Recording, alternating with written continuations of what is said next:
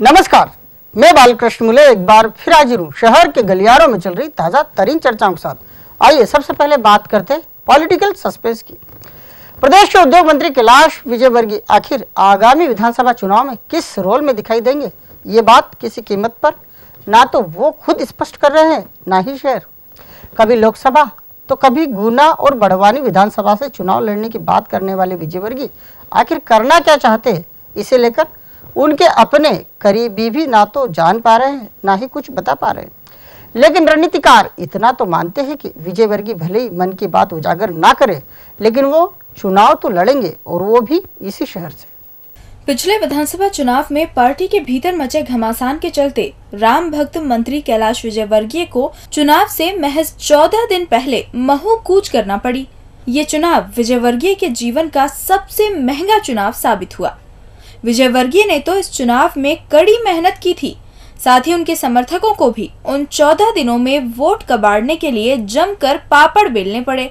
कैलाश विजयवर्गीय चुनौती भरी सीट से चुनाव मैदान में उतरे तो उनके मीडिया के मित्रों ने भी उनकी जमकर मदद की।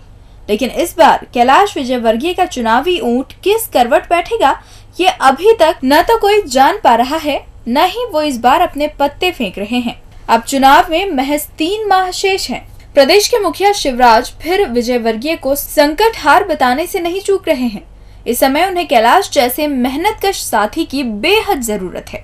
ऐसे में चुनावी रणनीतिकार इतना तो तय मानकर चल रहे हैं कि शिव किसी हाल में अपने पुराने और गर्दिश के दिनों के साथी को ऐसे किसी भी चुनौती वाले विधानसभा मैदान में नहीं उतारेंगे जिससे उनका साथी अपनी विधानसभा सीट तक सिमट कर रह जाए। कैलाश विजयवर्गीय भले ही अपने पत्ते नहीं खोलें, इधर उधर की विधानसभाओं की चर्चा कर माहौल बनाते नजर आए, लेकिन रणनीतिकार इतना तो तय मानते हैं कि विजयवर्गीय फिर चुनाव मैदान में तो होंगे और इसी शहर से चुनाव लड़कर पार्टी की हारी हुई सीट को फतेह करेंगे। ये बात अभी किसी के गले नहीं उतरेगी, लेकिन पार्टी इस चुनाव में एक एक सीट का महत्व समझ रही है। कहने वाले तो ये भी कह रहे हैं कि उन्हें लोकसभा भी लड़ना होगा तो वो विधायक रहते ही लड़ेंगे। उन्हें ये बात अच्छे से पता है कि उनके कद के जीते जिताए नेता के लिए एक चुनाव में ब्रेक लेना कितना हानिकारक होगा। पिछले विधानसभा चुनाव में भारी गर्दिश में होने के बाद भी वो अपने टिकट अपनों के लिए लाए और रमेश मेंदोला और अपने कट्टर समर्थक जीतू जराती को विधायक बनवा बैठे।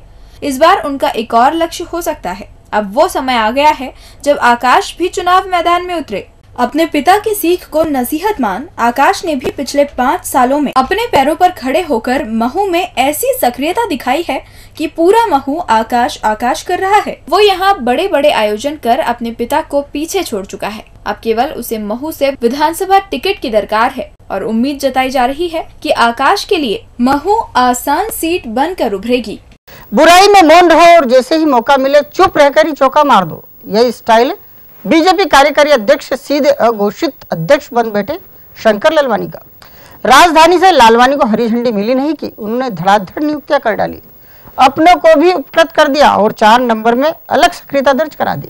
अब पार्टी कार्यालय में जिधर कान लगा उधर ही बगैर किसी चिल्ला चोट के अध्यक्ष बन बैठे लालवानी की चर्चा हो रही है और कहा जा रहा है कि अब जल्द ही फिर ताई भाई समर्थकों का बैलेंस बनाकर फिर पदों की बंदरबाट करते दिखाई देंगे। फिर कहेंगे देखा मैंने कैसे खेल जमाया, सब खुश हो गए। राजनीति में लगता है कि कम बोलने वालों के साथ साथ ना बोलने वालों की कुछ ज्यादा ही चल निकली है।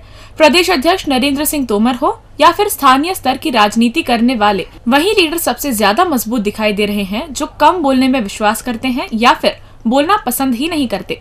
राजनीति में जो नेता ज्यादा बोलते थे वो सब हाशिए पर है। उदाहरण के लिए जैसे पूर्व अध्यक्ष प्रभात झा भले ही राष्ट्रीय पद अपने साथ रखते हैं, लेकिन उनका महत्व हर दिन मध्य प्रदेश में बने रहने से कम ही हो रहा है। उनके पास ना तो कोई प्रभार है ना ही कोई दायित्व, लेकिन वो फिर भी जमे हुए हैं। चलिए छोड़िए, हम बात कर रहे थे लालवानी साहब की। ये शंकर भी ज्यादा मौन रहते हैं। प्रदेश अध्यक्ष नरेंद्र सिंह तोमर भी मौन रहना पसंद करते हैं। उनके बोल को समझना बड़ी ही टेढ़ी खीर है। उनके इस कहे ने कि इंदौर में कोई नियुक्ति शेष नहीं ने शंकर लालवानी को अघोषित रूप से पुनः अध्यक्ष बना दिया। उन्होंने साथ ही ये भी कह दिया कि शंकर निडर होकर नियुक्तियां करे और लालवानी ने प्रकोष्ठों और नगर संयोजकों की घोषणा कर दी। 4 नंबर विधानसभा में अपने समर्थक पवन लड्डा को उपकृत कर दिया। अब पार्टी कार्यालय में ही कहा जा रहा है कि देखा मौन की शक्ति क्या होती है। सबके विरोध के बाद भी शंकर कब पुनः कुर्सी पर विराजमान हो गए किसी को पता भी नहीं चला। कहा जा रहा है कि जिन जिन ने तकलीफ दी उन्हें हटाएंगे, जिन जिन ने अच्छा काम किया उनका ओहदा भी बढ़ाएंगे, ताई और भाई दोनों की बात भी मानेंगे और फिर कहेंगे मैं तो सबका हूँ। मान गए मौनी बाबा, आपका ही राज रहेगा। बीजेवाईएम के acting city captain Golu Shukla जो कर जाए वही कम है। हाल ही में उन्होंने सिटी एडमिनिस्ट्रेशन के अफसरों को हड़काया और कुछ ही पलों की मेहनत के बाद सुर्खी बन गए। अब गोलू भैया अपनी कांवड़ यात्रा के लिए लगाए होर्डिंग्स में पार्टी के स्टेट कैप्टन यानी मुन्ना भैया को ही भुला बैठे। अब जिधर देखो उधर ही गोलू भैया के किए की चर्चाएं हो रही है। कहा जा रहा है कि गोलू इन दिनों कौन सी खुरापात में लग गए हैं, ये समझना बेहद मुश्किल है।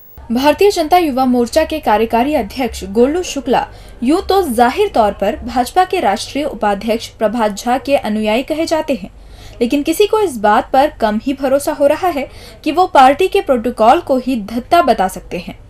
गोलू इन दिनों क्षेत्र क्रमांक 1 में बेहद सक्रिय बताए जा रहे हैं। कांवड़ यात्रा के बहाने ही सही वो भी शक्ति प्रदर्शन करने का मूड बना चुके हैं। उन्हें जिनसे आस है उन भाजपा नेताओं को वो अपने आयोजन में पूरा महत्व भी दे रहे हैं, लेकिन जिन नेताओं से उन्हें किसी तरह की कोई अपेक्षा नहीं, ऐसे नेताओं को वो अपने आयोजन में कोई स्थान नहीं देते दिखाई दे रहे हैं। इन दिनों गोलू कांवड़ यात्रा की तैयारी में जुटे हुए हैं। जगह जगह कांवड़ियों की बैठकों का सिलसिला चल रहा है। सबसे लंबी चौड़ी कांवड़ यात्रा निकले, इस बात पर ध्यान दिया जा रहा है। कांवड़ यात्रा का जमकर प्रचार प्रसार हो सके, इसके लिए पूरे अंचल यानी जहां जहां से कांवड़ यात्रा गुजरेगी वहां वहां होर्डिंग्स लगाए जा रहे हैं। पूरे शहर को होर्डिंग्स से पाटा जा रहा है, लेकिन ये होर्डिंग्स देखकर उस समय सभी हैरत में पड़ जाते हैं जब मोर्चे के नगर अध्यक्ष के आयोजन वाले होर्डिंग्स पर बीजेपी के प्रदेश अध्यक्ष नरेंद्र सिंह तोमर नदारद दिखाई दे जाते हैं। गोलू के आयोजन वाले होर्डिंग्स पर सारे नेता हैं, बस नहीं है तो मुन्ना भैया। अब तक तोमर का होर्डिंग्स पर न होना एक नंबरी गलियारों में चर्चा का विषय था, लेकिन अब ये चर्चा धीरे धीरे राजनीति के गलियारों तक पहुंच चुकी है। कहा जा रहा है कि गोलू भी विधायकी के सपने देखते हैं और उन्हें इस बात का एहसास पहले से है कि मुन्ना भैया उनकी मदद कभी नहीं करेंगे, क्योंकि वो पहले से सुदर्शन गुप्ता के साथ हैं। ऐसे में गोलू भी उनसे किनारा कर चल रहे हैं और उन बाकी नेताओं को साध रहे हैं जिनसे उन्हें उम्मीद है। वैसे मुन्ना भैया का पोस्टर पर छाया चित्र न होना पार्टी कार्यालय में भी चर्चा का विषय बना हुआ है। कहा जा रहा है कि ये निर्णय गोलू के लिए ही भारी साबित होगा। अभी उन्हें नगर अध्यक्ष की चिट्ठी मुन्ना भैया की हरी झंडी के बाद ही अमरदीप के हाथों मिल सकती है। फिर ऐसे में खुद जिस डाल पर बैठे हैं उसे ही काटना कहाँ की समझदारी कहलाएगी। कभी कांग्रेस तो कभी भाजपा को जिताने वाली सावेर की अवाम इस बार विधानसभा चुनाव में स्थानीय और बाहरी उम्मीदवार के फेर में आकर अपने मताधिकार का उपयोग कर सकती है।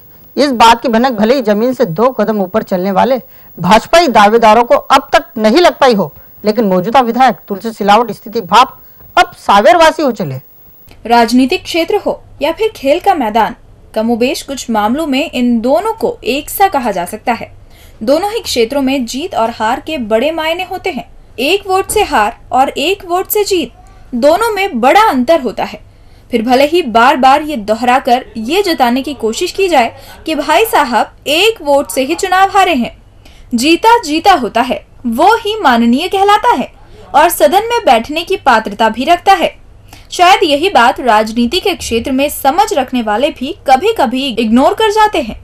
किसी भी चुनाव में स्थानीय और बाहरी उम्मीदवार ऐसा मुद्दा होता है जिसका हार और जीत में बड़ा योगदान होता है, लेकिन फिर भी नेता हैं कि सालों तक जिस क्षेत्र का प्रतिनिधित्व करते हैं वहां स्थानीय कहलाने में बड़ी कोताही बरत जाते हैं। अब इस काम में कांग्रेस विधायक तुलसी सिलावट ने पूरे भाजपाई दावेदारों को शिकस्त देते हुए बाजी मार ली है। उन्होंने स्थानीय रहवासी यानी सावेरवासी होने का खिताब हासिल कर लिया है। अब पहलवान पर कम से कम इस चुनाव में बाहरी उम्मीदवार का तमगा न तो कोई अपना लगा सकता है, न ही कोई बाहरी यानी भाजपाई। इस चुनाव में सावेर के गलियारों में ये मुद्दा हावी होने वाला है। इस बात की सुगबुगाहट पहलवान विधायक को कुछ ज्यादा पहले से हो गई और उन्होंने समय रहते निर्णय ले लिया।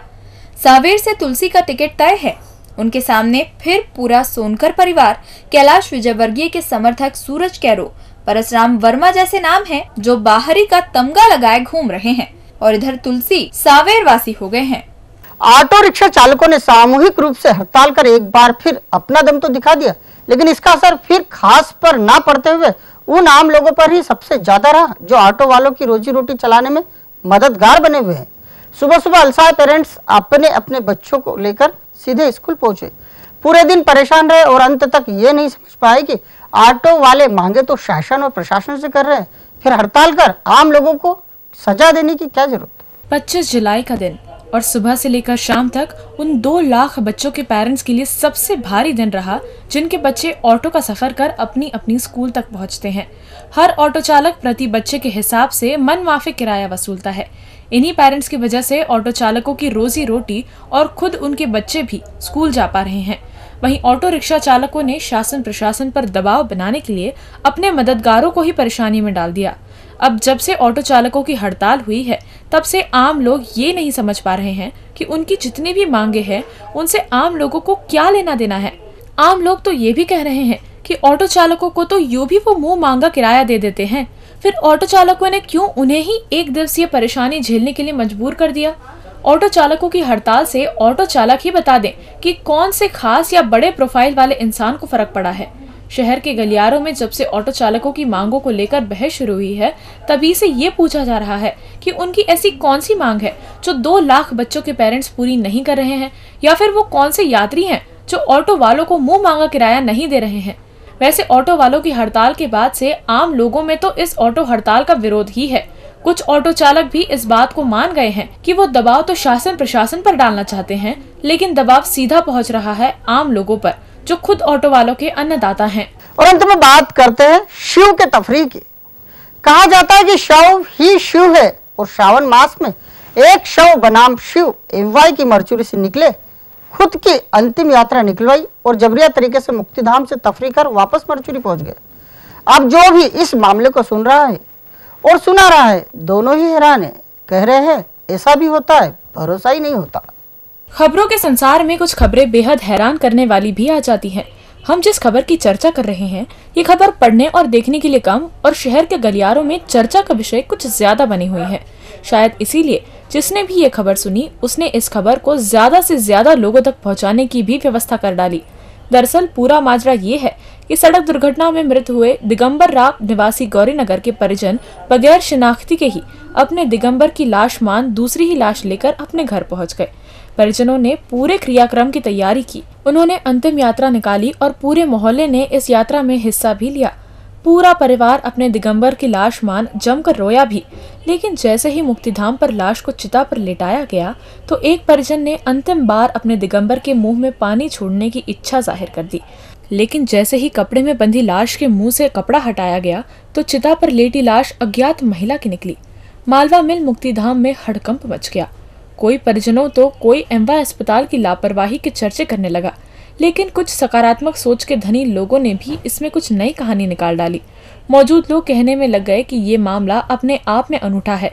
जब एक शव बनाम मॉर्चुरी से निकला, खुद पर पूरे एक परिवार को रोने धोने पर मजबूर कर दिया और फिर खुद की अंतिम यात्रा निकलवाई और चिता पर लेटकर फिर मॉर्चुरी पहुंच गया। अब इसे श्रावण मास में निकली ये अनूठी शव यात्रा कहा जा रहा है, जिसे लोग एक दूसरे को कुछ विशेष अंदाज में सुना रहे हैं। कह रहे हैं क्या नहीं हो सकता जब ऐसे ऐसे किस्से हो जाते हैं। डीजी न्यूज के खास कार्यक्रम गलियारों से को आप यूट्यूब पर भी देख सकते हैं। गलियारों से के आज के अंक में फिलहाल इतना ही। ताजा खबरों के लिए आप देखते रहिए डीजी न्यूज।